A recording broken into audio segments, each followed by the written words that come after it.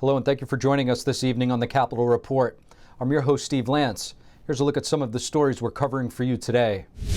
The Biden administration's vaccine rules for the private sector will take effect on January 4th. Those who do not comply with the mandate will get a $14,000 fine per each violation. Attorneys general from 26 states across the country have already filed lawsuits against what they're calling illegal and unconstitutional vaccine mandates.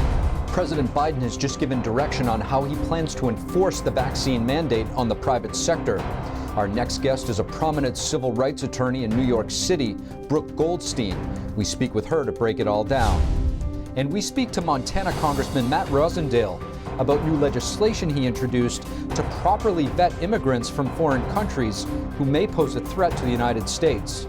He also weighs in on the elections this week, which have many wondering what this means for the Democrats' future agenda. The Biden administration has just announced the vaccine rules for large employers, federal contractors, and certain healthcare workers. The new rules will take effect on January 4th. Workers at companies with over 100 employees need to be fully vaccinated or be tested weekly starting on January 4th. The action was taken under the Occupational Safety and Health Administration, or OSHA's, emergency authority. It applies to 84 million workers at 2 million private sector companies. OSHA estimates that almost 40% of covered workers are unvaccinated. That's roughly 30 million people. Employers are not required to provide or pay for tests, and the rule is supposed to offer medical and religious exemptions. Unvaccinated people must wear masks at work. Industry groups such as retailers, builders, and auto workers are voicing their concerns. The announcement also makes clear that the vaccine rules will preempt any state or local laws.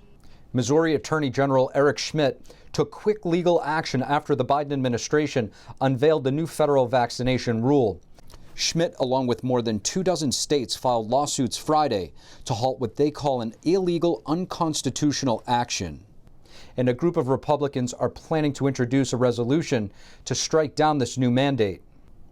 Congresswoman Virginia Foxx said in a statement Thursday that GOP lawmakers on the House Education and Labor Committee will immediately introduce a Congressional Review Act resolution to, quote, nullify OSHA's emergency rule when it is received by Congress. And on Wednesday, a group of Republican senators sent a letter to the Senate Majority Leader Chuck Schumer signaling their intention to block funding for the vaccine mandate. With President Biden's vaccine mandate set to affect private sector businesses with his new rule that does not appear to be an actual law, we had a chance to speak with New York City-based civil rights attorney Brooke Goldstein to get more perspective. Brooke Goldstein, thank you so much for joining us. Thank you for having me. Now, Brooke, President Biden has just announced guidance, if you will, on the private sector and how they'll have to comply with his latest rule, because I'm not sure we can even call it a law at this point, which is my question to you. Is this a rule or a law, and how will it be enforced? So I think the real question is this even constitutional? What this is the executive branch, in my opinion, exercising extreme broad overreach, using the OSHA mandate to justify that, which is an administrative body within the executive, and to make a rule that has the potential to affect 84 million U.S. workers, over 50% of the U.S. workforce, in an area of health and wellness that is normally a state power. And so I think we all have to step back and ask ourselves, does the existence and spread of the coronavirus, and God forbid any future virus, justify such extreme executive overreach? What we're talking about is a mandate that on its face is, I have to say, draconian and arbitrary. Okay, it doesn't take into account nuances like me. I have one vaccine. I'm also recovered. My doctor has advised that I don't need to take any more vaccines right now. Where do we fall? There is no nuance. It is forcing people to wear a mask at work and get tested. Well, what's the point of getting tested every week if you're also going to wear a mask? We have to think very long and hard before we start justifying this type of arbitrary laws. Now, is there any precedent for this type of situation that we've seen with all of these mandates in terms of legal standing for what we've been seeing unfolding throughout the country? No, I don't think there's any precedent to this situation as a whole, where worldwide we're witnessing, I think, insanity in terms of governments using the spread of a virus to justify the abrogation of our basic civil rights. And we have to think in the future. I mean, law is all about precedent, and we value our Constitution because it establishes certain rights and obligations and restrictions on government. Citizens have a basic right to assemble. We have a basic right in America to life and liberty and to make a living. The government should not have the right to force you to take a vaccine under the threat of losing your job. Let's say 1 out of 5 workers refuse to comply, maybe with the 3rd or the 4th or the 5th vaccine down the line. And again, we don't know how long this mandate is going to last. What is the time limit? That 1/5 of 84 million, 16 million workers might potentially lose their job. Is this good policy? What it also does is it creates a situation where the states have to choose to either comply with what I think is a constitutionally questionable mandate, or potentially violate contracts, labor contracts, and come into conflict with labor unions. You're putting the state in a position of uncertainty, and this is the type of volatility that we don't need in this time. So again, COVID does not excuse government overreach. It doesn't mean that we should put a pause on talking about our basic civil rights to gather and interact with each other and do business without being covered constantly. So we need to be talking about these things openly. Brooke Goldstein, thank you. Thank you. President Biden is disputing claims that the government would compensate illegal border crossers who have been separated from their children. The Wall Street Journal first reported that the government was considering payments around $450,000 to each person who had been affected. On November 4th, Republican Congressman Tom McClintock introduced a bill to prevent the Attorney General from making compromise settlement payments to any party breaking immigration laws. McClintock said such payments would be a business boom for drug cartels and human traffickers. We had a chance to speak with Congressman Matt Rosendale about a recent bill he introduced to counter the flow of unvetted refugees into the United States. He also weighs in on the election results from earlier this week. Here's a look. Congressman Matt Rosendale, thank you for joining us on the Capitol Report. Good to be here with you today, Steve. Now, Congressman, you introduced the Secure America Act.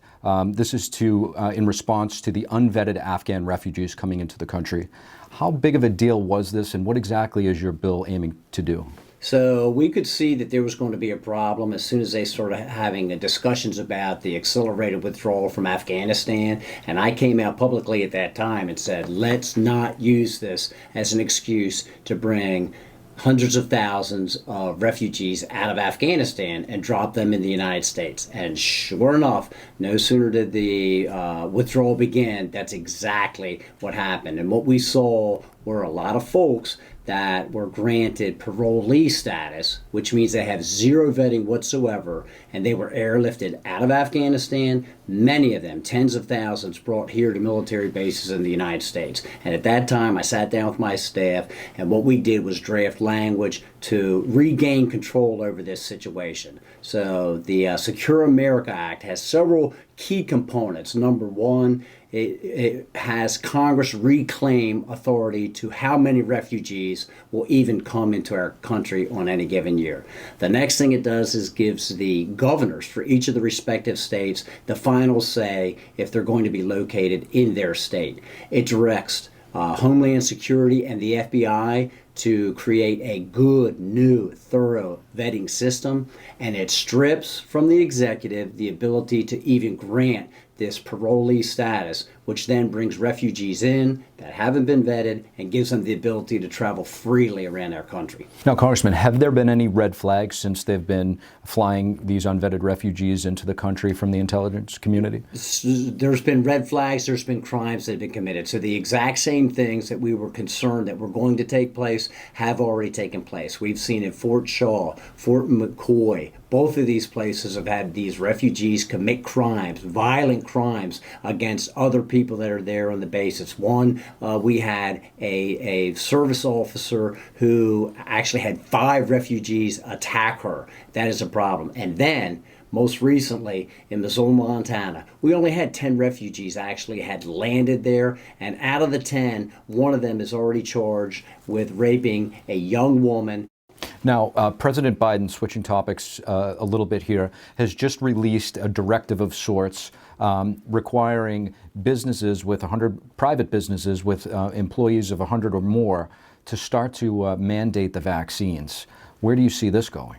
I see we're seeing pushback all across the country on this, and I also recognize that he sees that there's probably going to be legal challenges to those issues, and so that's why we have not seen, what we haven't seen are rules being delivered and proposed from OSHA, from labor, yet to really even implement that edict, because they recognize that once they release those rules, that we're going to have lawsuits, whether it's from the private businesses or from the state's attorney general, that are going to push back and try to keep this from being implemented. So what they're doing now is what we see time and time again take place through the Biden administration, and that is to use political power to force the businesses that are willing to do so to carry his water, basically, and enforce those mandates on their own employees. But we're also seeing that there's employees that are just flat walking off of the job. Now, Congressman, lastly, I want to ask you about the elections that took place earlier in the week. There were sweeping wins, specifically in Virginia, where Republicans won decisively in 3 major statewide elections that typically have been trending blue over the years. Is this a window, from your perspective, into the 2022 midterms? Oh, I absolutely believe that it is. I would like to take some of the credit as I went down to Liberty College and spoke to a group of grassroots supporters about 2 months ago and let them know that there is hope. That 10 years ago, Montana had 7 of its 8 statewide elected officials were Democrats, and now it's 7 of the 8 are Republicans. So if they put up good candidates and they work hard, that they can turn this around, and they sure enough did so. Congressman Rosendale, thank you. Thank you. Inflation lingers at a 30-year high, partly caused by the supply chain bottleneck. When will the congestion and inflation woes settle? And how is the administration working on solving the truck driver shortage across the country? Senator Rand Paul grilled Dr. Anthony Fauci at a hearing, accusing him of misleading the public by changing the definition of gain of function. He also called on him to resign. And the pandemic hasn't stopped Beijing's military expansion. A new Pentagon report shows the regime intends to have at least 1,000 nuclear warheads by 2030, far more than previously estimated. Inflation lingers at a 30-year high, partly caused by the supply chain holdup. The Biden administration is working on solutions, but won't give any estimates as to when the bottlenecks will ease up and inflation will go down. NTD's Melina Wisecup joins us to discuss. So, Melina, how is the administration tackling this congestion, and is it expected to ease up anytime soon? Steve, it doesn't look like the administration has any specific time frame on when the supply chain will return back to normal. We heard from the U.S. Secretary of Commerce, Gina Raimondo, this week, and she was asked specifically about this time frame, when she expects the congestion to go down, and she had no answer. Now, as for inflation, the Federal Reserve chairman said that he expects it to cool off by summer. Our tools cannot ease supply constraints. Like most forecasters, we continue to believe that our dynamic economy will adjust to the supply and demand imbalances, and that as it does, inflation will decline to levels much closer to our 2% longer run goal. Now, some economists do acknowledge that the supply chain congestion isn't the sole reason for the inflation that we're seeing. It's also caused by injecting more money into the economy like we saw over the course of the pandemic. But the supply chain does have some effect. And we know that the Biden administration, to help solve some of these issues, is working with the private sector to move freight more efficiently. We know that California ports are operating right now at 24 hours a day. But it's unclear how long those extended hours of operation will have to go on before things go back to normal. Steve? And Melina, we know that another factor causing the supply chain crisis is the truck driver shortage. Right now, there is a shortage of around 80,000 truck drivers. Congressman David Scott, who chairs the House Agriculture Committee, said this week that the truck driver shortage could cause issues in the food supply chain as well. So, Melina, is the administration working on tackling this pressing issue? Well, Secretary Raimondo is working with the Transportation Secretary to make it easier for younger people to get their CDL licenses and drive across state lines. There is huge need for truck drivers in the industry right now. Some companies are even willing to double the salary or offer thousands of dollars in sign-on bonuses in order to attract new drivers. But some officials are concerned that Biden's vaccine and testing mandates could actually make this truck driver shortage even worse. When this takes effect on January 4th, it could lead to larger trucking companies losing drivers. That's what we heard from the executive director of the American Trucking Association. He told Congress that he's concerned about this. Steve? And Democrats have really been using the supply chain jam to highlight the need for the House to pass the infrastructure bill, saying that it would improve the waterway systems and help the supply chain to run more efficiently. This bill already passed the Senate months ago, but is stalled in the House. Melina, any word on progress here? Steve, the House has been in limbo about these two bills for weeks. And like you mentioned, upon passing the House, it will go straight to Biden's desk for signing since it already did pass the Senate. Now, this one would include that funding for the bridges, roads, waterways, hard infrastructure. There is some broadband funding in there. There's also some funding for the electric vehicles and charging stations. And Pelosi's been trying to hold this vote for weeks, and over again, she's had to postpone it time and time again. Now, we know that the progressive side of it is they want to pass that social welfare and climate spending bill first. So Pelosi did try to rush that Build Back Better bill today so that she could get that smaller, hard infrastructure bill passed, but she faced some backlash from the moderates who really wanted to see the Congressional Budget Office report first so that they could see the overall cost and how much it would impact the national debt. Now, as for that Build Back Better plan becoming official, even upon passing the House, its fate is still questionable in the Senate. Steve? Melina Wisecup reporting.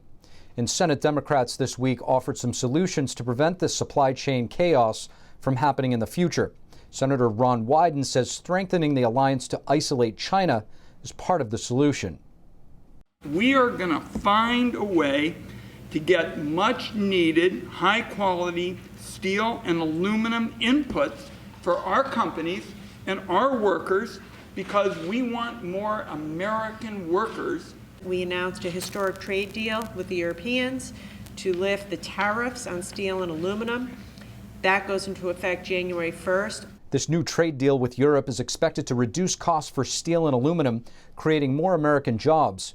During a Senate committee hearing on the COVID-19 response, Senator Rand Paul grilled Dr. Anthony Fauci over the NIH's funding to support gain-of-function research at China's Wuhan lab. He also called on Fauci to resign.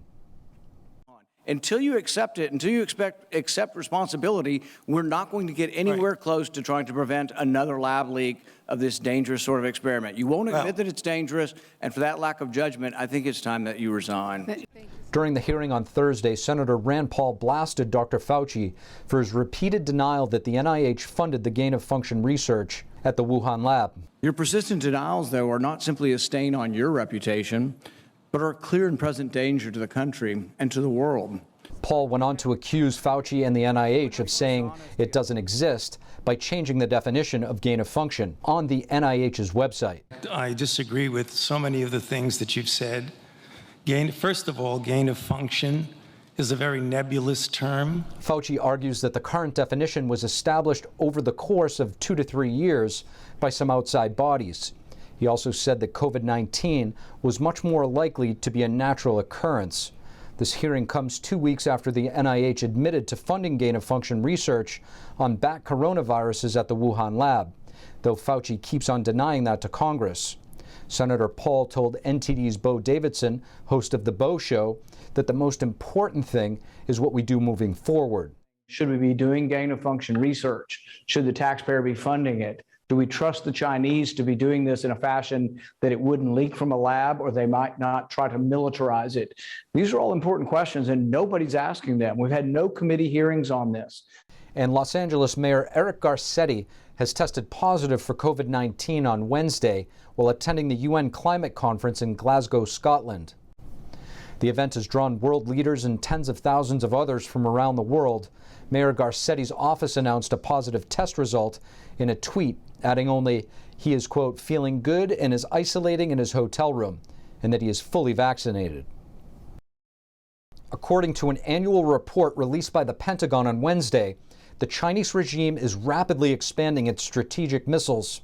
The CCP intends to deploy up to 1,000 warheads by 2030, nearly 4 times previous estimates.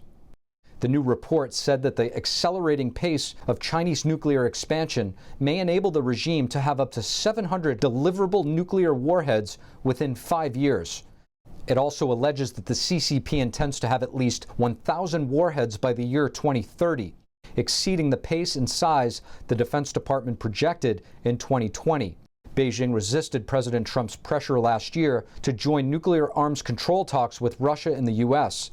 It claimed that its nuclear arsenal was far smaller and was only for defense purposes. On Thursday, federal agents arrested the primary researcher of the Steele dossier, Russian analyst Igor Danchenko. A federal grand jury is charging him with 5 counts of lying to the FBI. This is part of Special Counsel John Durham's investigation on the origins of the FBI's probe of the 2016 Trump campaign. Danchenko was charged with misleading FBI officials about the sources of the information he provided to former British intelligence agent Christopher Steele. The Steele dossier falsely claimed that Donald Trump's 2016 presidential campaign colluded with the Russian government, along with other misinformation that has turned out to be false. Republican Winsome Sears has become the first female lieutenant governor and the first black woman to win statewide office in Virginia. A former Marine, Sears had a brief stint in politics 20 years ago. She recently served as national chairperson for Black Americans to re-elect President Donald Trump. Half of the past 10 lieutenant governors in the state of Virginia have gone on to become governor. D.C.'s Mayor Muriel Bowser confirmed that she's running for re-election, officially seeking another 4 years in office. The D.C. mayor tweeted her plans to run, saying D.C. residents know how to rise to the challenge. During President Trump's term overlapping the pandemic, Mayor Bowser is most known for her backing of the Black Lives Matter protests in Washington, D.C. The D.C. mayoral election will be held in November of 2022. She has been criticized for the surge in violent crime and the homelessness epidemic throughout the nation's capital. And that's all we have for you on the Capitol Report today. Thank you for tuning in. I'm your host, Steve Lance. I hope you all have a great weekend, and we'll see you next time.